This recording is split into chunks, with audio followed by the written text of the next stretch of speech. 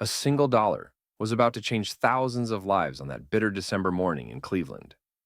The story that unfolded would sweep across America, but it began with a simple question from a desperate man to the last person anyone expected to stop and listen. Leonard Mitchell hadn't always lived on the streets. 13 months ago, he'd had a job at the steel plant, a small apartment, and enough savings to dream about retirement. Then came the layoffs, the medical bills, and finally, the eviction notice. Now, at 42, he spent his days watching an endless parade of designer shoes hurry past the cardboard sign he'd written in trembling hands. Anything helps. God bless. That morning felt different. The winter wind cut deeper, and Leonard hadn't eaten in 2 days. His usual spot outside Cleveland's busiest coffee shop had yielded nothing but avoiding glances and muttered excuses. Desperation has a way of pushing people past their comfort zones, and when Leonard spotted the tall teenager in the expensive coat, something made him break his own rule about approaching people. "Excuse me," Leonard called out, his voice barely carrying over the street noise. "Could you spare a dollar for coffee?" The teenager paused mid-stride, one hand still on his phone. Around them, the morning crowd parted like water around a stone, creating an island of stillness in the rushing stream of commuters. Leonard immediately regretted speaking. The boy's clothes probably cost more than he'd made in a month at the plant. But then the teenager did something unexpected. He looked directly at Leonard. Not the quick, uncomfortable glance most people gave before hurrying away, but a steady, evaluating gaze that seemed to look straight through the dirt and desperation. "Coffee?" the boy asked, his voice carrying a hint of curiosity rather than judgment. "When's the last time you ate?" The question caught Leonard off guard. Nobody had asked him anything in weeks, let alone about his well-being. "Yesterday," he lied, then immediately corrected himself. "No, day before, I think." The teenager slipped his phone into his pocket and stepped closer. That's when Leonard noticed people starting to stare. Some had their phones out, recording. A whisper rippled through the growing crowd. "Is that Barron Trump?" "I'm Barron," the teenager said, as if introducing himself at a business meeting, rather than to a homeless man on a freezing sidewalk. "And you are?" "Leonard," he replied, fighting the urge to step back from the attention they were drawing. "Look, I don't want any trouble. If you could just tell me your story," Barron interrupted, his voice quiet but firm. "The real one, not what you think I want to hear." Something in his tone made Leonard pause. He'd rehearsed his story countless times, crafted it to be just tragic enough to earn spare change without making people too uncomfortable. But looking into Barron's steady gaze, he found himself telling the truth. "I worked at Cleveland Steel for 23 years, he began, his voice rough with emotion. "Started right after high school. Made supervisor 6 years ago. Then the plant closed. No warning, no severance, just locks on the gates one morning." Barron listened without interrupting, his expression thoughtful. Around them, the crowd grew, phones recording every word, but neither seemed to notice. "Had some savings," Leonard continued, the words coming faster now. "Thought I'd be okay until I found something else. Then the headaches started. Doctors found a tumor, benign, thank God, but the surgery—" He gestured vaguely at his head where gray hair had grown back unevenly. "Insurance was gone with the job. Used everything I had, borrowed what I could. When the money ran out, so did my options." "Your family?" Barron asked. Leonard's laugh was hollow. "Brother in Cincinnati, haven't spoken in years. Parents passed, long ago. Pride's a funny thing.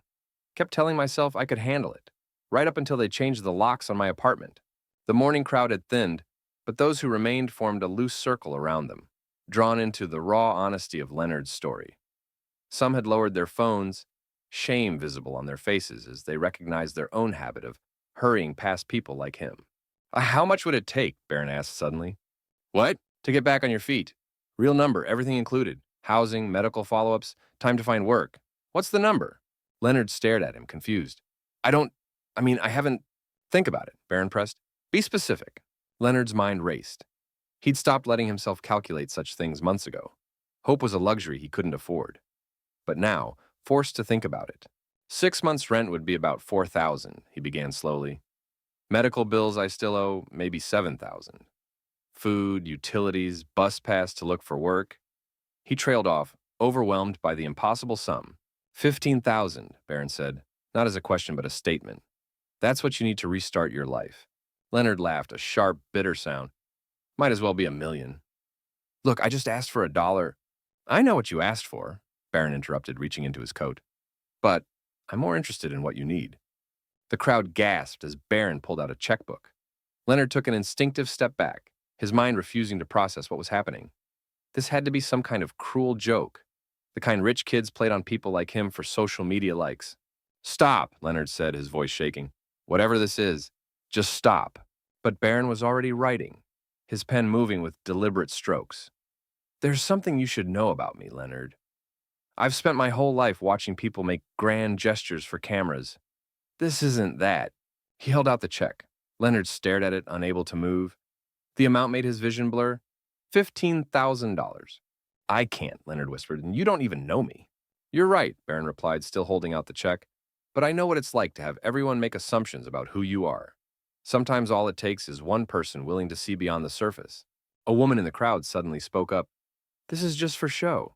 He'll probably cancel the check as soon as the cameras stop rolling. Barron turned to face her, his expression calm but firm. The check is drawn on my personal account, not my family's. I earned this money from my own investments. And yes, every phone here is recording, but not for the reason you think. He turned back to Leonard. This video will be your insurance. If I cancel the check, the whole world will know. But that's not going to happen because this isn't about me or my name. It's about what happens next. Leonard's hand trembled as he finally took the check. What does happen next? That depends on you, Barron said, pulling out his phone. He typed quickly, then showed Leonard the screen. This is David Chen. He runs a transitional housing program 3 blocks from here. He's expecting your call in the next hour. The check will clear, but the money goes directly to the program. They'll help you manage it, find housing, get medical care, whatever you need. Leonard stared at the phone number, reality slowly sinking in. Why this way? Why not just hand you cash? Barron finished.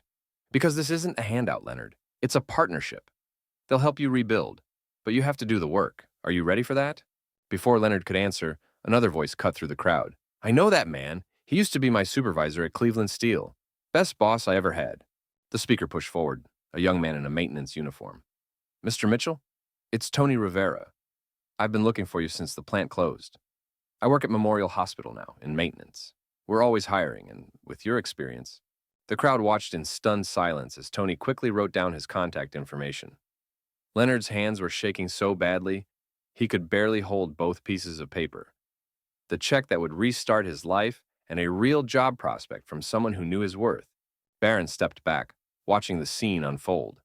His phone buzzed with messages. The video was already spreading online, but his attention remained focused on Leonard's face. Watching hope replace desperation. One more thing, Barron said quietly. When you're back on your feet, remember this moment. Not what I did, but how it felt to have someone believe in you. There are others out there who need that same chance. Leonard nodded, unable to speak past the lump in his throat. Around them, the crowd had grown silent, witnessing something raw and real in a world of carefully curated social media moments. I should go, Barron said, checking his watch. David's expecting your call. Tony's waiting to talk about that job. Your next chapter starts now, Leonard. Make it count. As Barron turned to leave, Leonard found his voice. Wait! How can I ever repay this? Barron paused, looking back with a slight smile. Pay it forward. That's all I ask. When you're ready, help someone else write their comeback story. The crowd parted as Barron walked away, disappearing into the morning rush. Leonard stood there holding 2 pieces of paper that represented more than money. They represented a second chance. What happened next would exceed everyone's expectations. Within hours, Leonard was sitting in David Chen's office, still wearing his worn clothes but sitting straighter, speaking with renewed purpose. The check cleared immediately. David's team moved with practiced efficiency.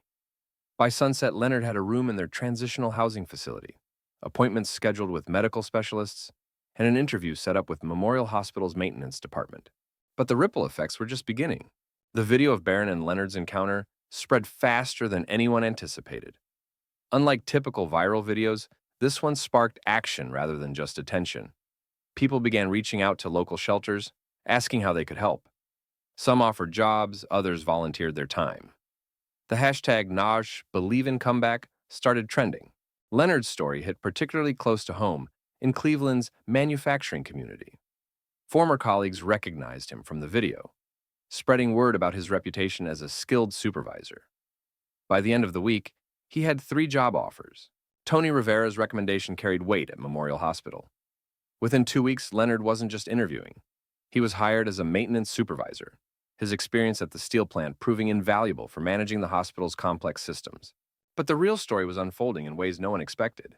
During his first week at the transitional housing facility, Leonard noticed a young man, barely 20, staring at his dinner with hollow eyes he recognized all too well. Instead of walking past, Leonard sat down. "I'm Leonard," he said simply. "Want to tell me your story?" The young man, Marcus, had lost everything to addiction, but was now 6 months clean. He had the skills to work, but couldn't get past the gaps in his employment history. Leonard listened, really listened, just as Barron had done for him. The next day, Leonard made a call to Memorial Hospital's HR department. A week later, Marcus started as an entry-level maintenance worker under Leonard's supervision. Meanwhile, the video of Barron and Leonard had taken on a life of its own.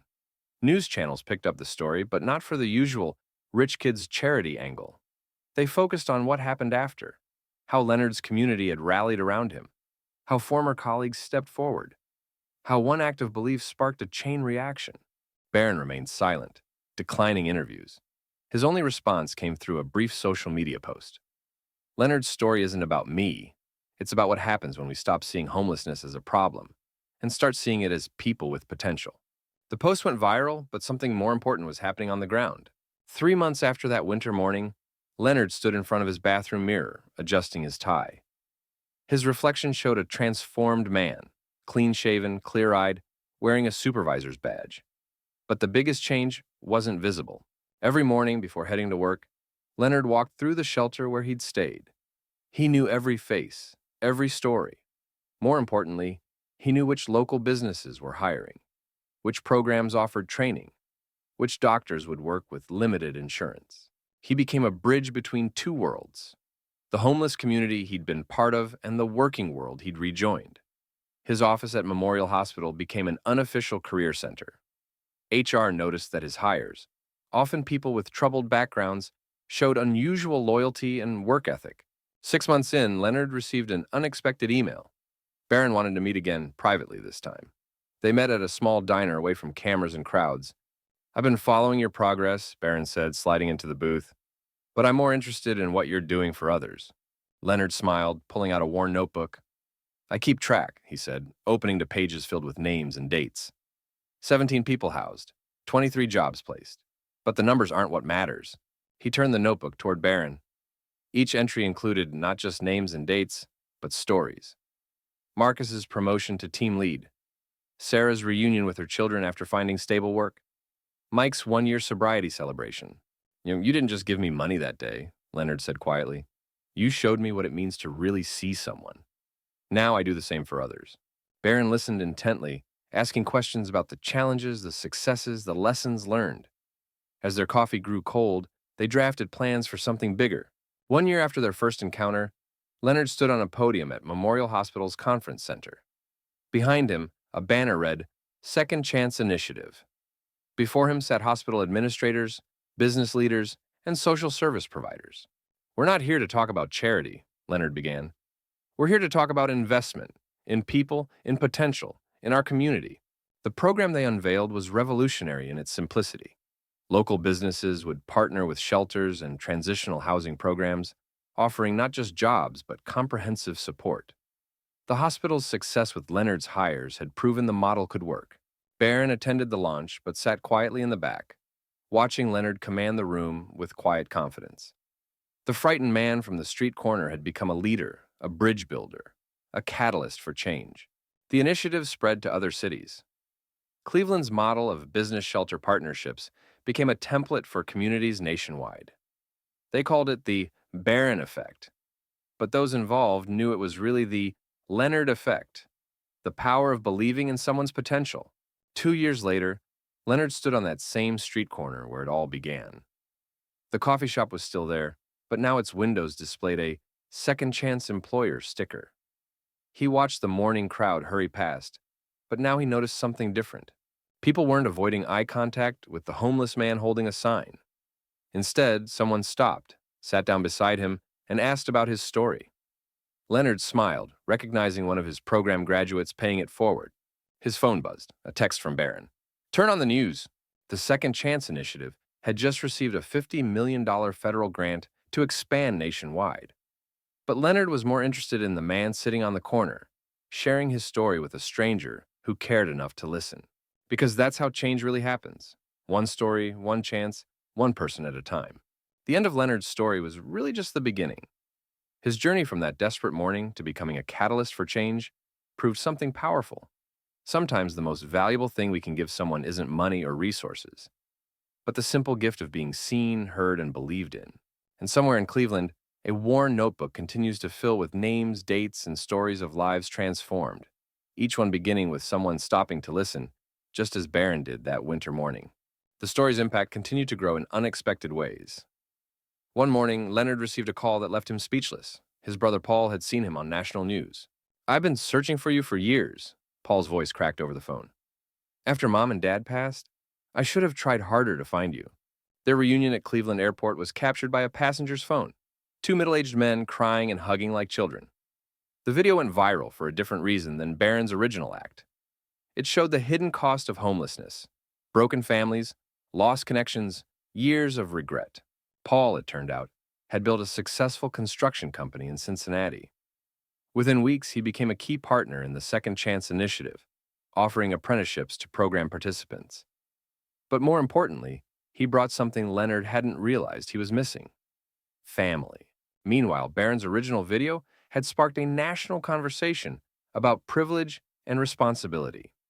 Young people from wealthy families across the country began reaching out, asking how they could make real, lasting impact in their communities. Barron's response came through action rather than words. He quietly established a foundation that matched every dollar raised for the Second Chance Initiative. But the foundation had an unusual requirement.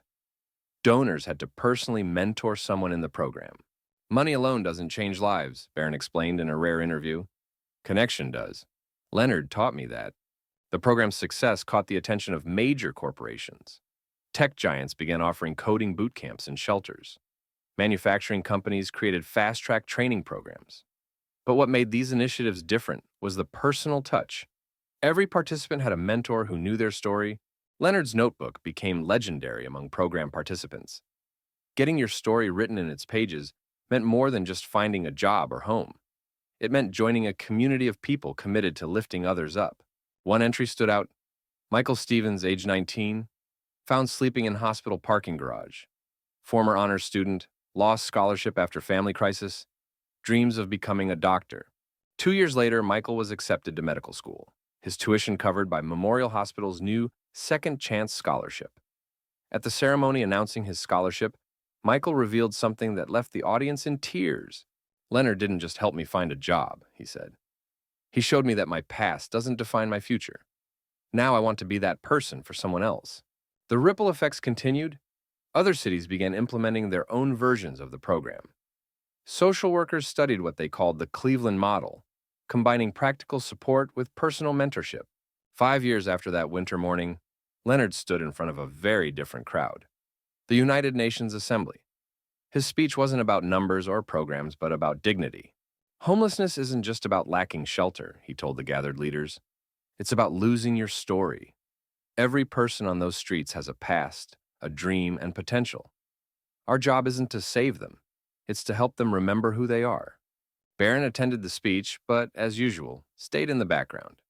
Afterward, he and Leonard met in the UN Building's cafe, just two friends discussing next steps.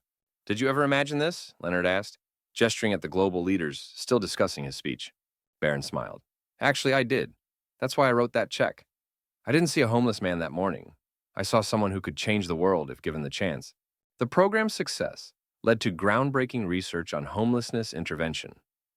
Studies showed that personal mentorship, combined with practical support, had a 78% success rate, far higher than traditional programs. But the most powerful evidence wasn't in the statistics. It was in the stories that filled Leonard's notebooks. Now volumes of them, each telling a tale of transformation.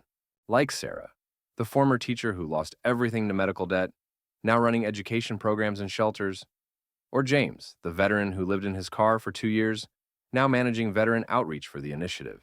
10 years after their first meeting, Leonard and Barron stood on that same street corner in Cleveland. The city had changed. New buildings, new faces, but something more fundamental was different. The coffee shop, where it all began, now employed program graduates. The cardboard signs were gone, replaced by outreach workers who knew how to listen. The Second Chance initiative had become part of the city's DNA. You know what I remember most about that morning? Leonard asked, watching the morning crowd hurry past. What's that? Barron replied. That you asked my name. Not what I needed, not why I was there, just my name. That's when I knew you saw me as a person, not a problem. Barron nodded. That's still what it's all about, isn't it? Seeing people.